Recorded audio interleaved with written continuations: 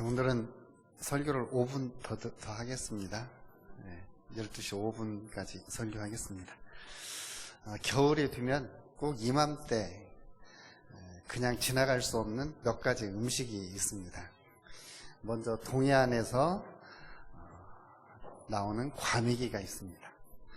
지금만 먹을 수 있죠. 물론 요새 냉동식품이 있으니까 과메기, 청어 과메기도 있고 꽁치 과메기도 있고 해초에다가 배추에다가 또 기타 등등 이렇게 해서 과메기 한번 딱 맛보고 넘어가야 됩니다. 정말 맛있습니다.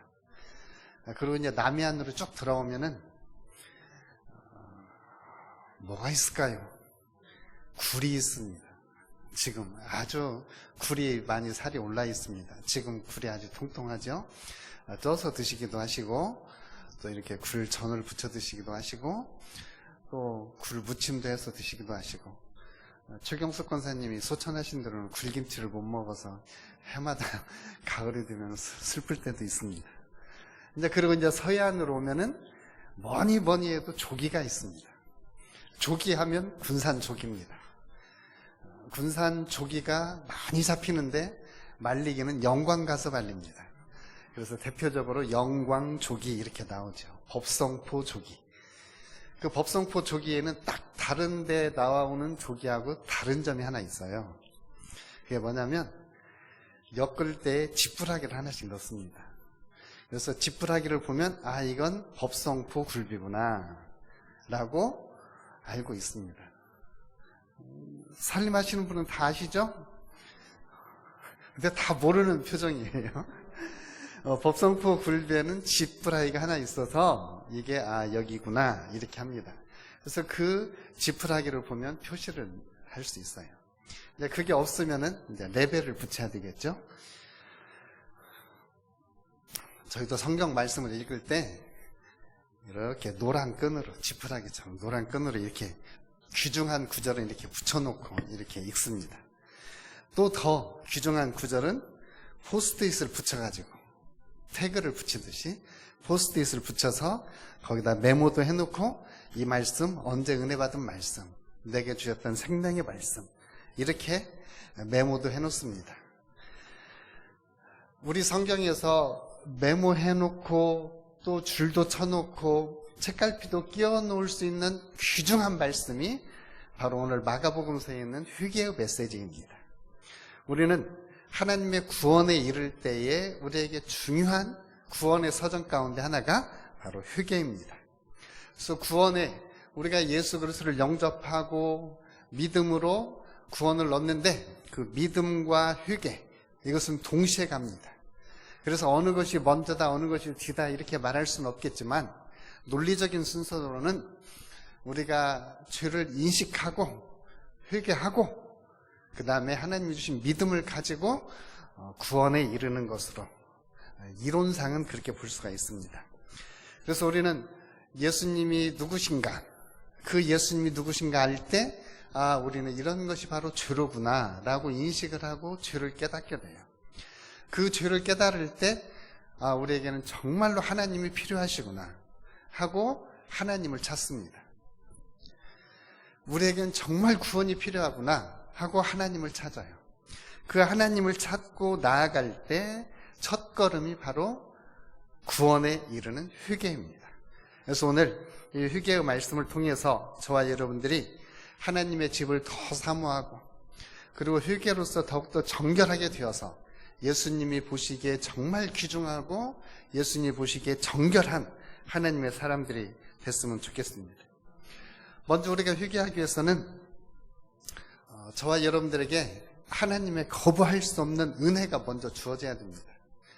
우리를 부르실 때부터 하나님은 은혜를 주셔요. 거부할 수 없는 은혜를 주십니다. 이걸 우리는 선물이라고도 하죠. 하나님이 이런 선물을 주셔서 이런 은혜를 주셔서 거부할 수 없이 하나님의 은혜의 자리에 나오게 합니다. 그 은혜의 자리에 나올 때에 바로 우리들에게 회개라고 하는 은혜를 주시는 거예요. 그러니까 하나님의 은혜가 크다면 그 중에 한 부분이 바로 회개의 은혜입니다. 회개라고 하는 말은 헬라 의미에서 보면 마음을 바꾸다 혹은 방향을 전환하다 이런 의미입니다. 잃어버린 길을 찾아서 가는 것. 목적지를 잃어버렸는데 그 목적지를 다시 찾아가는 것. 이것이 바로 휴게입니다. 이 휴게를 설교 준비를 해서 그러는지 저녁에 자다가 꿈을 꾸는데 이게 분명히 우리 집으로 가야 되는데 그 길이 아니에요. 왜 우리 집이 이 길이 아니지? 하고 방향을 헤매다가 나중에 딱 집을 찾았어요. 이때 이 기쁨. 일어나 보니 꿈이에요. 허망하긴 하죠. 그래도 이 꿈속에서라도 내 집을 찾아가니 이 얼마나 반가운 일입니까? 길을 잃고 방황하다가 하나님의 집을 딱 찾아가는 것, 하나님의 집에 방향을 맞춰서 쫓아가는 것, 이것이 바로 휴게입니다. 그래서 휴게할 때 단계가 있어요. 휴게의 단계. 물론 3단계, 4단계, 5단계 이렇게 하면 잘못하면 또 2단이 됩니다. 그렇지만 우리가 논리적인 순서로 휴게를 하기 위해서 처음에 뭐가 필요하냐면 이건 나는 죄인이다. 이것은 죄그루구나 라고 죄에 대한 인식이 필요해요. 그래서 사람들이 참 하기 어려운 말이 하나 있습니다. 그 중에 하나가 나는 죄인이다 라고 하는 말입니다. 우리가 지적 동의는 충분히 합니다. 감정적으로 죄인이라고 느낄 때도 있습니다. 그러나 평상시에는 잘 못 느끼기도 합니다. 그래서 우리는 이 죄라고 하는 말을 잘 모릅니다.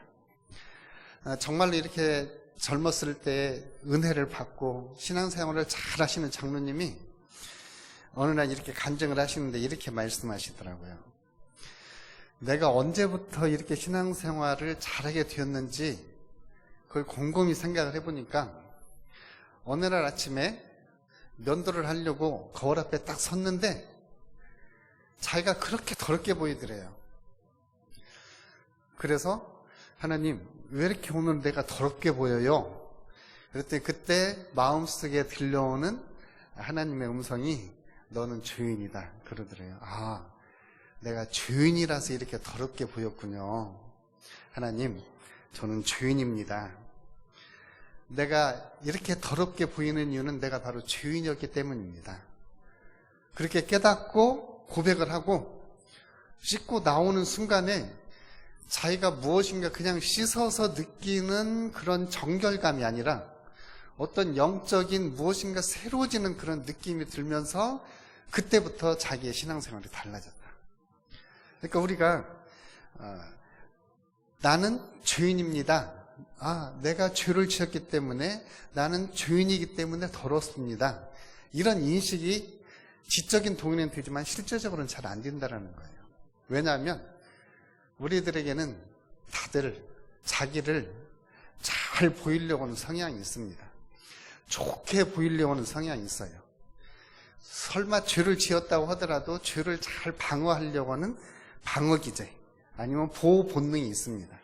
그래서 자기의 죄를 고백하기가 쉽지 않습니다. 그런데 하나님을 대면해서 하나님, 나는 하나님을 향해서 죄인입니다. 나에게는 용서가 필요합니다. 이렇게 인식하고 고백할 때 하나님은 우리의 삶의 방향을 바꿔주신다는 거죠.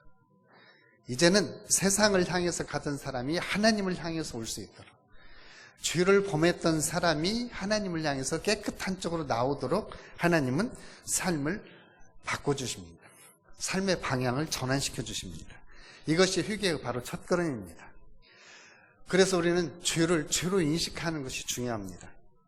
그리고 죄는 항상 하나님을 멀리하고 하나님을 대적하는 것이 바로 죄예요. 그래서 우리가 나는 죄인입니다 라고 인식을 할 때 하나님, 내가 죄 가운데 있을 때 나는 하나님을 대적하고 내가 죄 가운데 있을 때 나는 하나님으로부터 분리되어져서 멀어지고 있습니다. 그렇게 인식하고 하나님 앞에 고백하는 게 중요합니다. 다윗이 시편 51편 3절로 4절에서 다윗의 그 고백을 봅니다. 하나님을 향해서 울부짖습니다.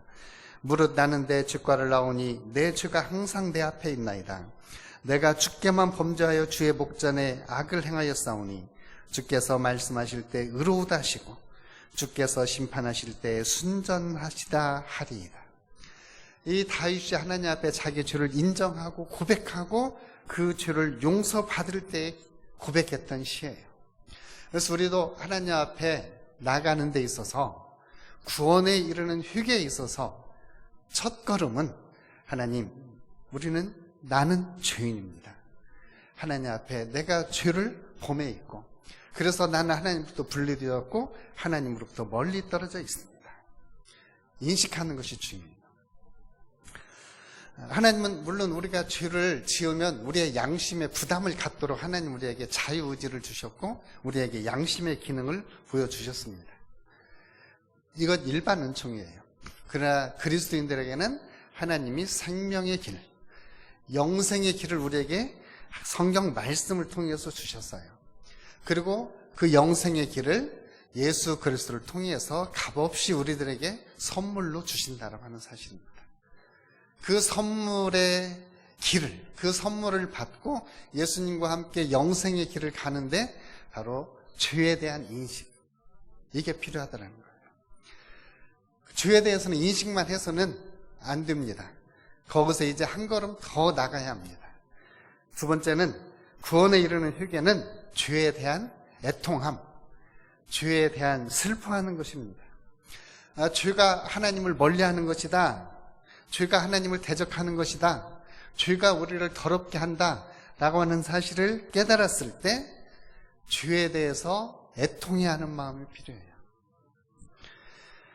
이것은 하나님이 우리를 완전하게 사주의 은혜를 주기 전에 우리가 취해야 할 행동이기도 합니다.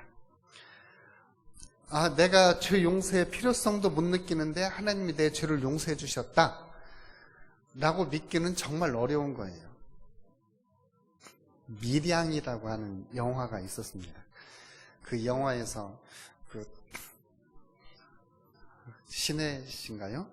신혜 씨가 이렇게 자기 아들을 죽인 그 죄인을 가서 용서를 해주겠다고 정말 은혜를 받고 그 죄인을 찾아갔는데 그 죄인이 내가 진작 용서받았습니다 이러는 거예요. 그러니까 이 신혜가 갑자기 뚜껑이 열린 거죠. 그래서 더 큰 시련에 빠지게 되는 모습을 영화의 한 장면에서 이렇게 봅니다. 그러니까 죄 용서의 죄에 대한 인식도 없이 그냥 죄 용서를 받아들인다고 하는 것은 더 죄를 지을 수도 있고 죄 가운데 빠져도 죄를 인식하지 못할 수 있어요. 그래서 죄에 대해서 애통해하는 것이 필요합니다. 죄에 대해서 슬퍼하는 것이 필요해요. 물론 우리가 일반적인 심리학에서도 죽음에 대해서 애통해하는 기간이 없게 되면 남아있는 사람들이 굉장히 힘든다고 그래요. 죽음에 대해서 충분히 애통해야 할 때 그 마음이 회복되고 다시 새 출발할 수 있다고도 이야기합니다. 그러니까 우리 그 죄에 대해서도 애통해하고 있을 때 주님이 그 죄를 용서해 주실 때 내가 죄를 용서받았구나 라고 하는 사실을 인지하게 되는 겁니다. 이것을 애통해 할 때에 하나님의 용서를 경험하는 것과 애통해 하지도 않는데 하나님이 내 죄를 용서해 주셨대라고 하는 것은 삶의 방향이 달라질 수 있어요.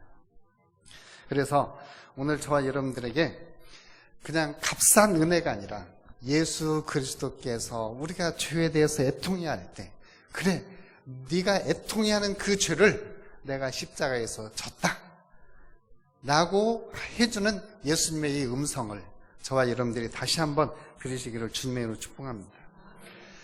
이 죄에 대해서 애통해야 하는 거하고 양심의 가책은 좀 구분을 해야 됩니다.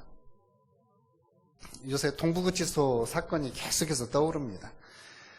저와 여러분들은 동부구치소에 갈 일이 별로 없어서 그 상황, 내부 상황을 잘 모릅니다. 그런데 그 동부구치소에 있는 사람들이 평범한 사람들은 아니잖아요. 대한민국의 법을 어겨서 가신 분들이잖아요. 근데 거기 있는 분들이 어제 제가 잠깐 이렇게 TV를 보니까 가석방을 해서 나오는 분인데 막 그쪽에 근무하는 사람들한테 막 욕을 하고 성질을 내더라고요. 그래서 뭐 뒤에는 안 봤습니다. 죄인이 누구를 나무라는 거예요. 그 속에 갇혀있는 죄인이 거기서 근무하는 공무원을 막 꾸짖고 막 큰 소리를 치고 난리예요. 그러니까 죄를 짓고 동부구치소에 가도 코로나는 똑같이 걸립니다. 코로나에서 예방제되는 잘 하는 게 중요해요. 그런데 그 구치소 안에 있는 사람들의 공통점이 자기가 죄인이라는 사실은 전혀 인식하지 않아요. 그 안에 있는 사람들은 뭐라고 생각하느냐? 단지 내가 재수가 없어서 잡혀서 여기 왔을 뿐이지 나는 안 잡혔으면 충분히 살아갈 수 있다. 이런 생각을 가지고 있는 사람들이 많아요. 물론 그 안에서 정말로 정화가 되어서 좋은 이렇게 사람으로 새 출발을 하는 경우도 있습니다. 그렇지만 대부분 안에 있는 사람들은 그냥 내가 재수 없어서 잡혀왔다 이렇게 생각을 해요. 그러니까 다시 가서 재범하고 삼범하고 계속해서 전과 수가 늘어나게 되는 거죠. 이런 것들은 회개가 아니에요. 죄에 대해서 애통하는 것이 아니에요. 이런 사람들은 죄를 지으면 감옥에 들어가는 것이 무서울 뿐이지 죄에 대해서 애통하는 것이 아닙니다. 죄에 대해서 애통하는 것은 하나님을 향해서 내가 이런 죄를 지었습니다.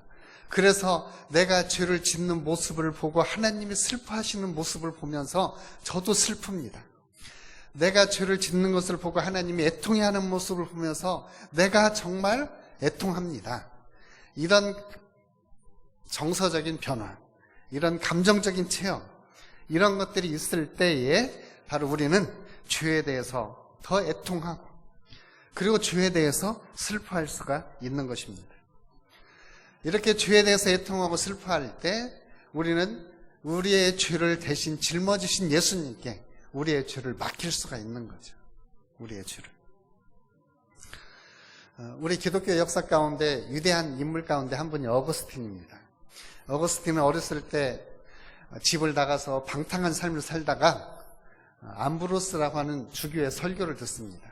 근데 이 암브로스 주교 설교는 사람들에게 공감을 많이 주었고 사람들이 회심하고 돌아올 수 있게 하는 위대한 탁월한 설교가였어요. 어거스틴은 그분의 설교를 듣고 그렇습니다. 내가 이제 죄에 대해서 슬퍼하고 나는 돌이켜서 이제 하나님의 자녀가 되겠습니다. 회심하고 돌아왔어요. 물론 그 전에 어머니의 기도도 있었습니다. 그런데 그의 삶의 변화가 안 되는 거예요. 왜냐하면 여전히 죄 가운데 있었기 때문에 그래요. 그러나 어느 날 본인이 하나님, 내가 이제 이 죄에 대해서 정말 슬퍼합니다. 내가 이 죄에 대해서 고통스럽기 때문에 이제 죄를 떠나겠습니다. 라고 그가 애통해하면서 결단할 때 하나님은 그를 완전히 바꾸어서 초대교회의 위대한 교부가 되게 하셨습니다. 바로 하나님 앞에 죄에 대해서 애통할 때 하나님의 진정한 용서를 경험할 수 있습니다. 그러니까 여기에는 마음으로 애통하는 것, 그 다음에는 바로 행동으로 죄에서부터 돌아서는 것이 필요합니다. 행동으로 죄에서 돌아서는 행동이 필요해요. 행동 없는 믿음은 죽은 믿음이라고 이야기합니다.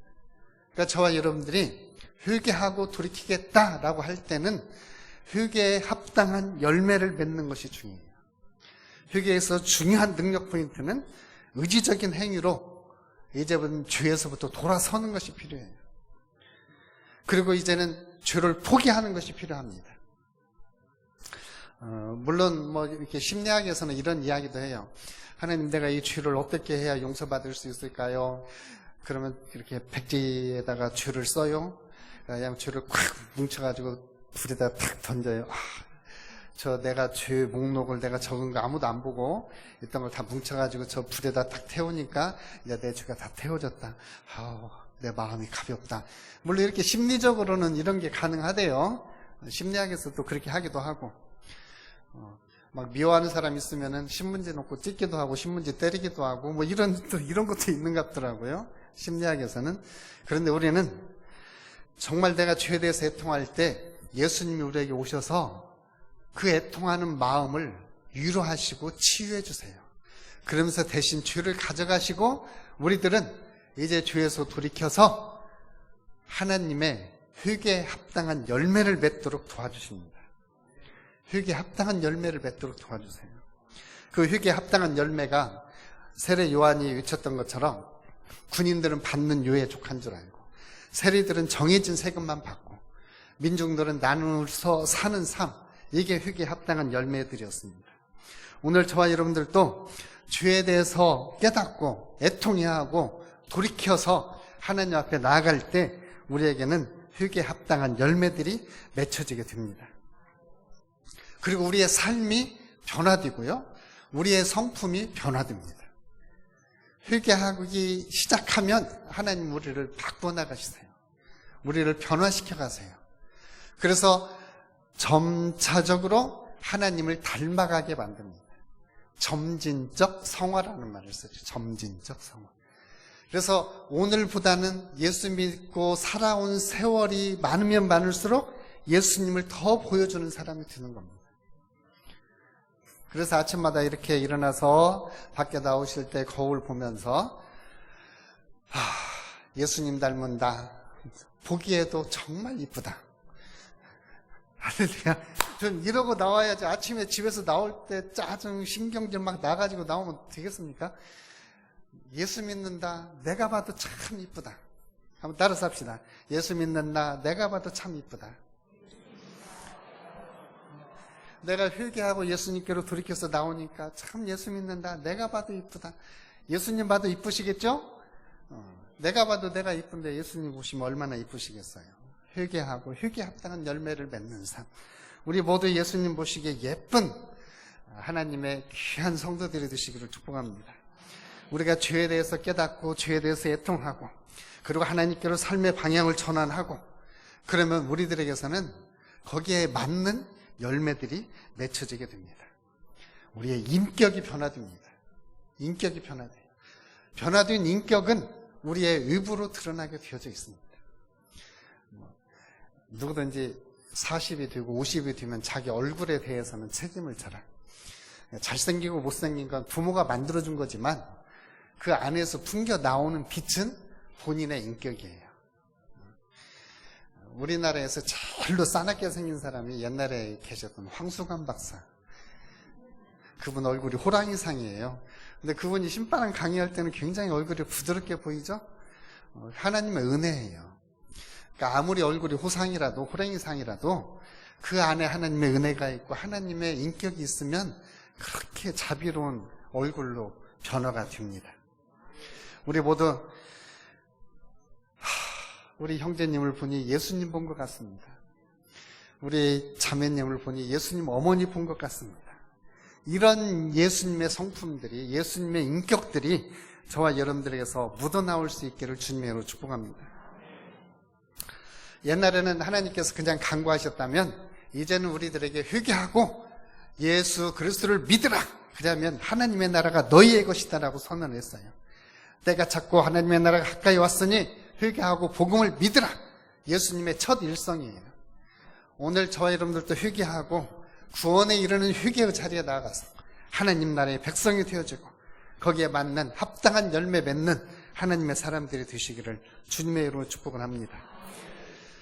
우리 사도행전 2장에 보면 오순절에 베드로의 설교를 듣고 그때 설교를 들었던 사람들이 뭐라고 이야기를 하냐. 아이고 어찌할꼬 우리가 그 예수를 죽이다니. 그때 애통해하는 그들을 향해서 베드로가 회개하고 죄사함을 받으라. 그리하면 성령을 선물로 받으리니.